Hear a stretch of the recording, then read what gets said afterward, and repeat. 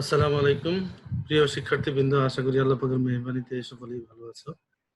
আজকে আমি BBA first semester basic accounting সাবজেক্টের ওয়ার্কশিট অধ্যায়ের ওয়ার্কশিটের ৪র্থ নাম্বার ক্লাসে একটা বিষয় সংখ্যা নিয়ে আলোচনা করব। এর আগে আমরা প্রথম ক্লাসে থিওরি, দ্বিতীয় ক্লাসে এবং তৃতীয় ক্লাসে আমরা বিশেষ অঙ্ক নিয়ে আলোচনা করছি, কিভাবে ট্রায়াল ব্যালেন্স এবং অ্যাডজাস্টেড ট্রায়াল ব্যালেন্স থেকে অ্যাডজাস্টমেন্ট ডাটা দিয়ে কিভাবে অ্যাডজাস্টিং এন্ট্রি এবং ওয়ার্কশিট দুইটা জিনিসই আমি কমপ্লিট করছি। তো আজকে অ্যাডজাস্টিং এন্ট্রি করব না, সরাসরি আমরা ওয়ার্কশিট করব। কিভাবে সরাসরি ওয়ার্কশিট করা যায় সেটা আজকে আমরা দেখবো ইনশাআল্লাহ। তো শুরু করি।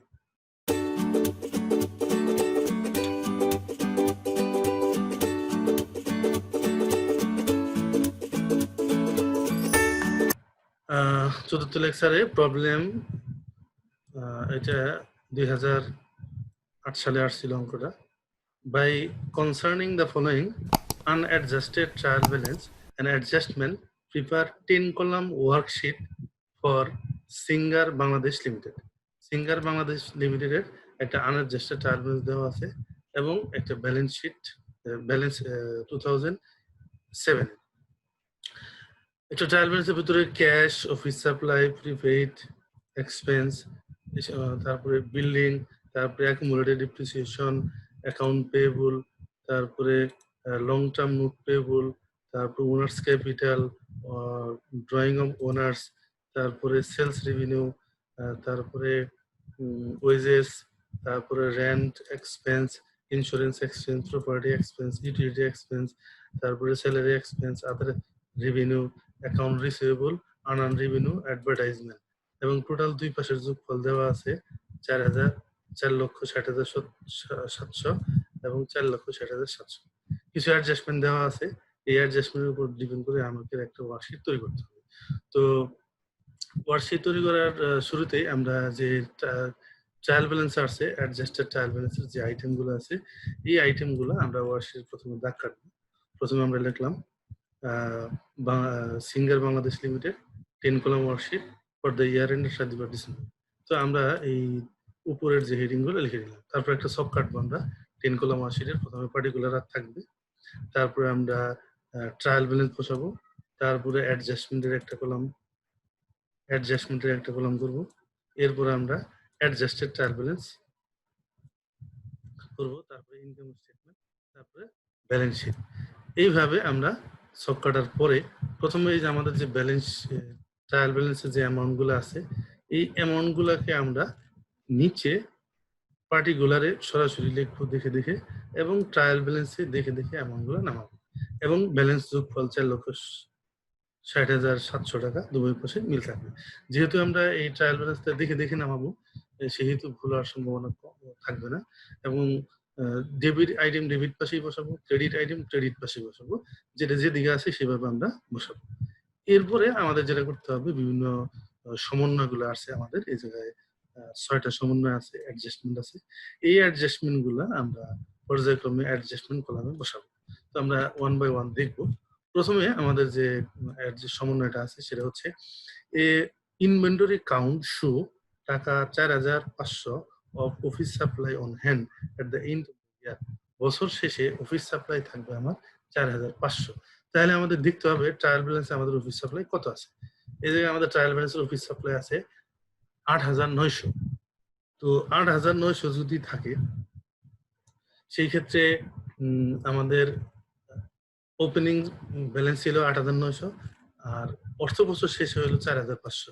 তো দুইটার পার্থক্য আমাদের হয় 4,400। এই 4,400 টাকা আমাদের খরচ হয়েছে। এই খরচ হওয়ার জন্য আমাকে জার্নাল দিতে হবে যে supply expense debit, supply credit. তো এই ক্ষেত্রে আমাদের সাপ্লাই আছে, অফিস সাপ্লাই আছে, এটা আমরা ক্রেডিট করব 4,400 টাকা। 4,400 টাকা আমরা ক্রেডিট করলাম। বাকি ডেবিট হবে সাপ্লাই এক্সপেন্স। এই জায়গায় আমরা সাপ্লাই এক্সপেন্স লিখে নিব। আমরা এই জায়গায় লেখা আছে, লিখে নিলাম সাপ্লাই এক্সপেন্স 4,400। এগুলো আমাদের প্রথম অ্যাডজাস্টমেন্ট।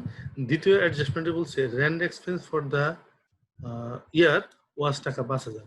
এক্ষেত্রে দেখতে হবে এক বছরে রেন্ট এক্সপেন্স 5,000 বানাইতে হবে। তো আমাদের এই ক্ষেত্রে টাকার ভিতরে দেওয়া আছে রেন্ট এক্সপেন্স 2640 টাকা।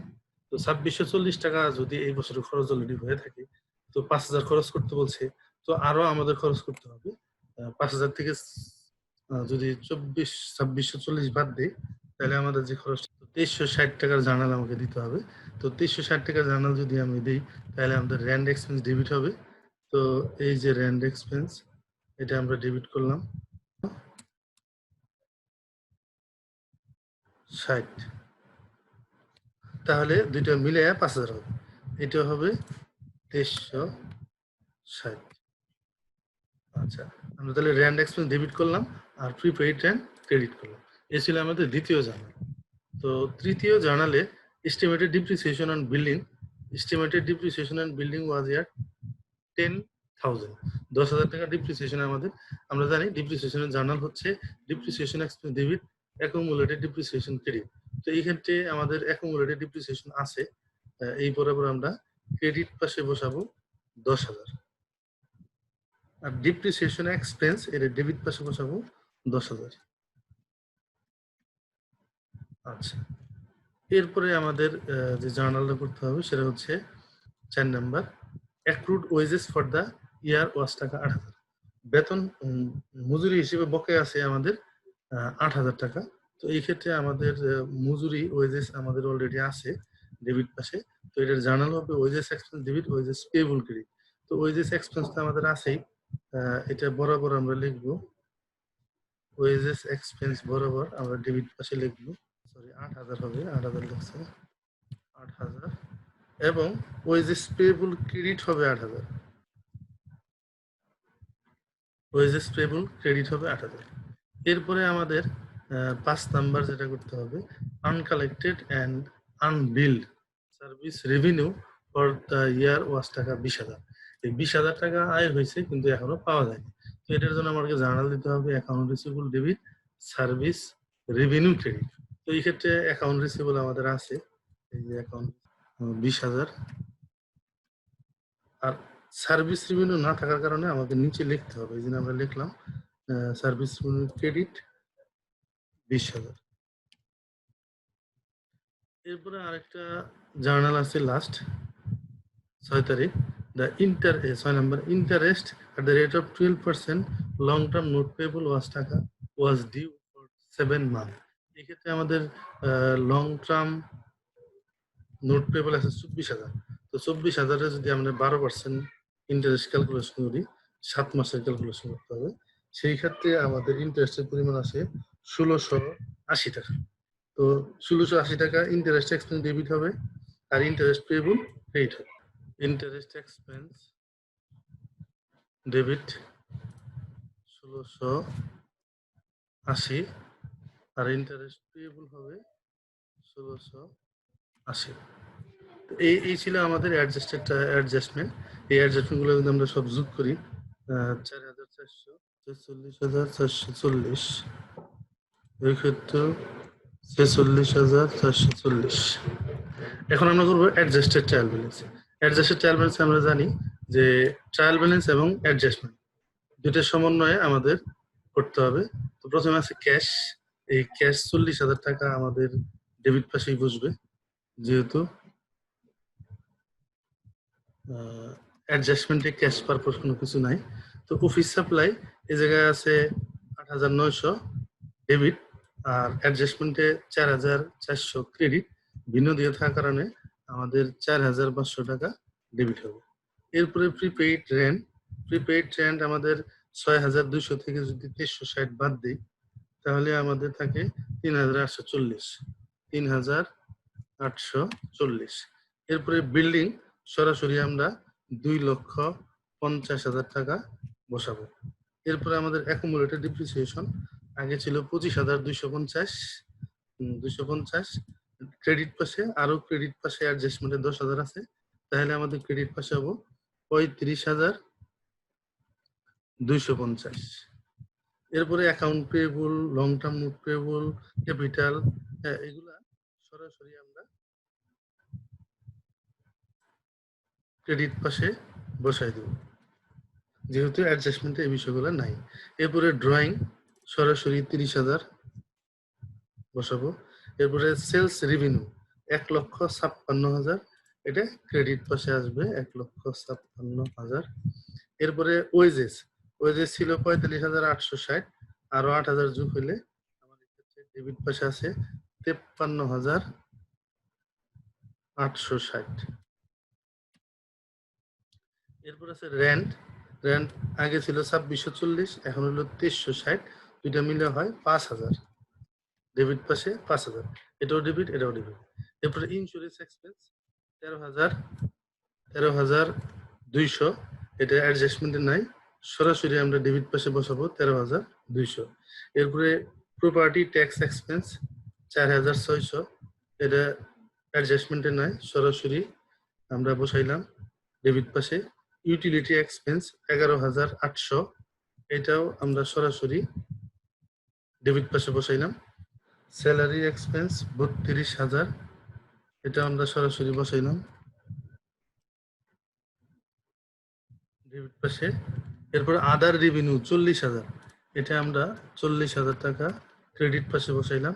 অ্যাকাউন্ট রিসিভেবল আমাদের ডেবিট পাশে আছে 5,500, অ্যাডজাস্টমেন্টের ডেবিট পাশে 20,000, দুইটা মিলে হয় 25,500, এটাও ডেবিট পাশে বসবে। এরপরে আমাদের আনআর্নড রেভিনিউ 13,000, এটা বসবে আমাদের ক্রেডিট পাশে। এরপরে অ্যাডভার্টাইজিং এক্সপেন্স, এটা 10,000 ডেবিট পাশে বসবে। এরপরে আমাদের ট্রায়াল ব্যালেন্স শেষ, এরপরে আছে কিছু সমন্বয়ের ডাটা। এই সমন্বয় ডাটাগুলা যেটা যে পাশে আছে, যেমন সাপ্লাই এক্সপেন্স ডেবিট আছে, এটা ডেবিট পাশে বসবে। এরপরে 10,000 টাকা ডিপ্রিসিয়েশন এক্সপেন্স আছে, এটা ডেবিট পাশে বসবে।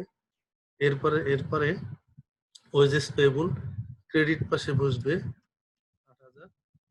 এরপরে সার্ভিস রেভিনিউ, এটা ক্রেডিট পাশে 20,000। এরপরে ইন্টারেস্ট এক্সপেন্স, এটা ডেবিট পাশে 1,680 টাকা বসবে।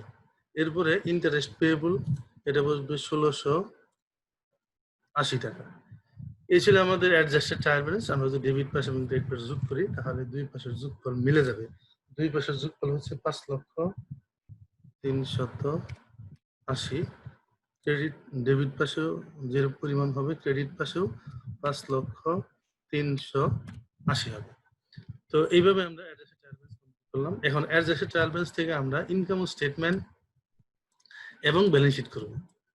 ইনকাম স্টেটমেন্টে আমরা আয় এবং ব্যয়গুলো নিব, ব্যালেন্স শিটে সম্পদ এবং দায়গুলো নিব। তো এই ক্ষেত্রে প্রথমে আমরা একদিক থেকে নিই, যে প্রথমে আছে ক্যাশ। আমরা পার্টিকুলারে দেখব নামগুলা, আর অ্যামাউন্টগুলো নিব আমরা অ্যাডজাস্টেড ট্রায়াল ব্যালেন্স থেকে।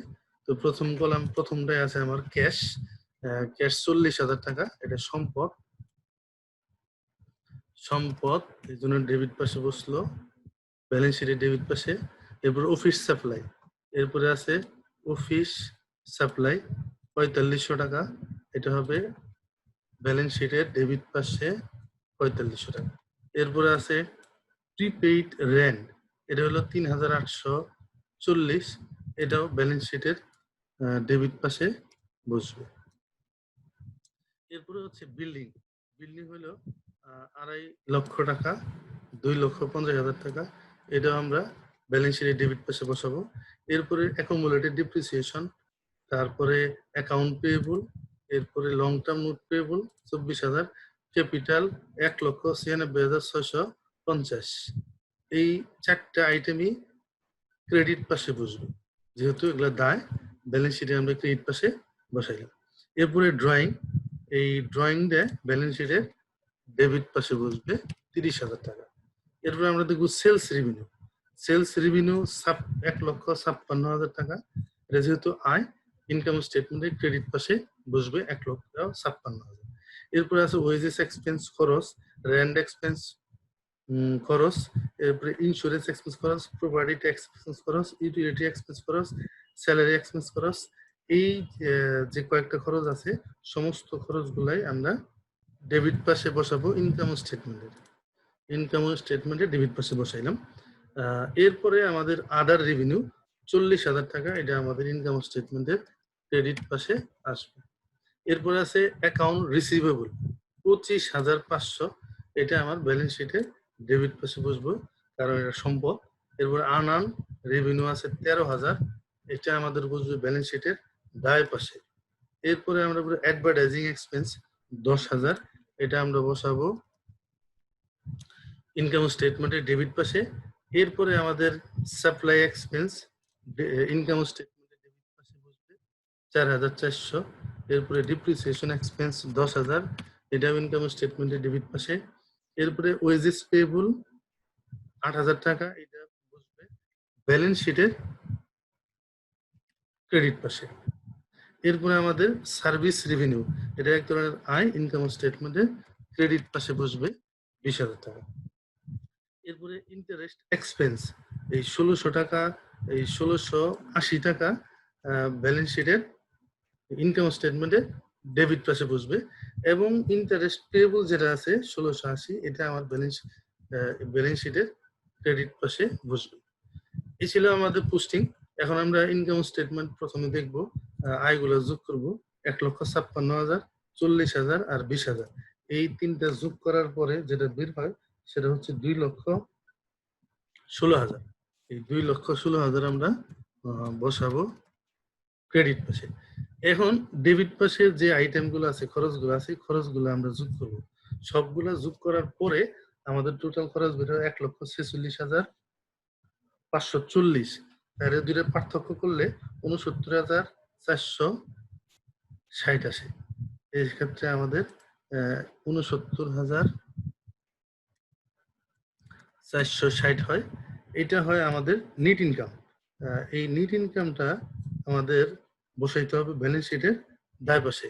যদি লস হইতো তাহলে আমরা বসাইতাম ডেবিট পাশে। যেহেতু লাভ হয়েছে সেক্ষেত্রে আমরা ব্যালেন্স শিটের ক্রেডিট পাশে বসাবো। এই ছিল আমাদের ব্যালেন্স শিটের পোস্টিং। আমরা এখন ব্যালেন্স শিটের ডেবিট পাশ এবং ক্রেডিট পাশ যোগ করি, যোগফল দুই পাশ মিলে যাবে 3,53,840। এটা হবে 3,53,840। এই একই অ্যামাউন্ট ক্রেডিট পাশেও বসবে। এই ছিল আমাদের আজকের ওয়ার্কশিট। তো আমি প্র্যাকটিক্যালি জিনিসগুলো তোমাদেরকে দেখাইলাম। আশা করি সকলেই বুঝতে পারছো। যদি কোনো সমস্যা থাকে আমাকে পরবর্তীতে জানাইতে পারো এবং কমেন্ট বক্সে কমেন্ট করতে পারো। তো আজ এই পর্যন্তই। কথা হবে পরবর্তী কোনো ক্লাসে, পরবর্তী কোনো লেকচার নিয়ে। সে পর্যন্ত ভালো থাকো, সুস্থ থাকো, সবার জন্য শুভকামনা রইল। আল্লাহ হাফেজ।